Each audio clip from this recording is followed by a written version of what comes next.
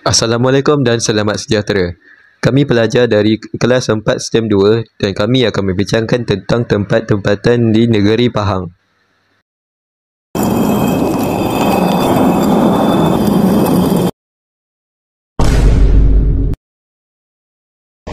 Assalamualaikum dan selamat sejahtera. Saya Nur Ain Suhali daripada kelas 4 STEM 2 akan membincangkan tentang tempat percutian di Pahang iaitu Pulau Tioman.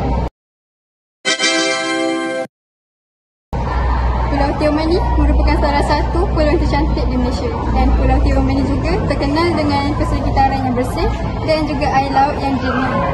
Selain itu, terdapat banyak aktiviti yang dapat dilakukan di Pulau Tioman. Antaranya ialah aktiviti scuba, diving, menyelam dan mendaki.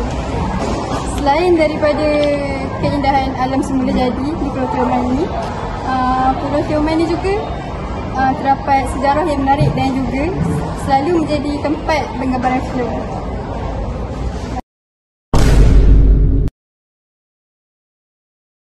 Assalamualaikum, saya Nur Syazah Amira dari kelas 2 akan membincangkan tempat yang menarik di Cerating Pahang.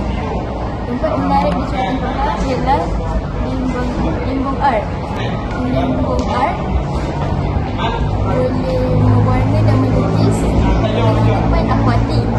Selain itu, Cerating Turtle Sanctuary boleh melihat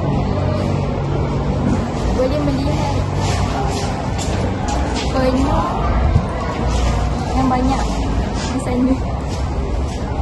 Sejarah Cerating telah dibuka pada tahun 1870 oleh seorang perantau dari negeri Kelantan iaitu Encik Abdul Latif bin Awang. Nama Cerating diperolehi kerana pada ketika itu buaya terlalu ramai di sungai Cerating sehingga lantung yang jatuh berbunyi cerau saja lantung disambut oleh buaya tersebut.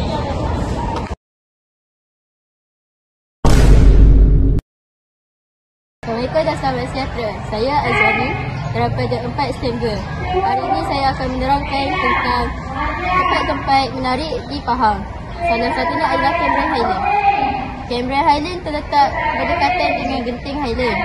Di sana terkenal dengan buah-buah strawberry dan juga teh. Di sana juga ada tulang teh daripada Syarikat Bom.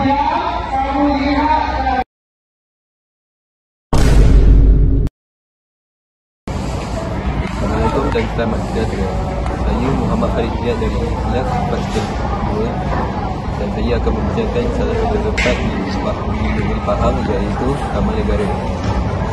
Taman Negara ialah salah satu taman nasional yang paling ikonik di dalam Malaysia dan juga taman dan hujan yang paling tua di dalam dunia.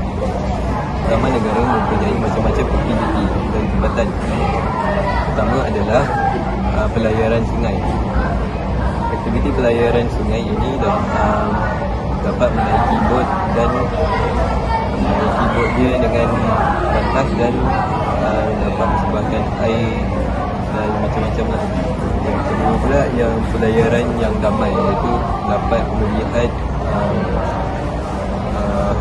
kehidupan liar dan juga dapat menjumpai orang asli. Aktiviti yang seterusnya ialah jalan-jalan malam di hutan. Jalan-jalan di malam hutan ni dapat menjumpai kehidupan liar seperti katak, serangga-serangga kecil dan mamalia yang lain. Masa yang terbaik untuk melawat Taman Negara adalah pada bulan Mac hingga Oktober.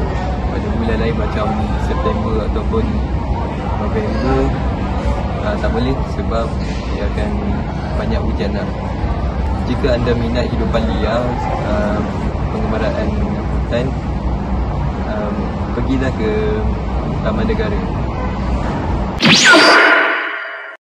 Itu sahaja daripada kami, kumpulan 5. Sekian, terima kasih.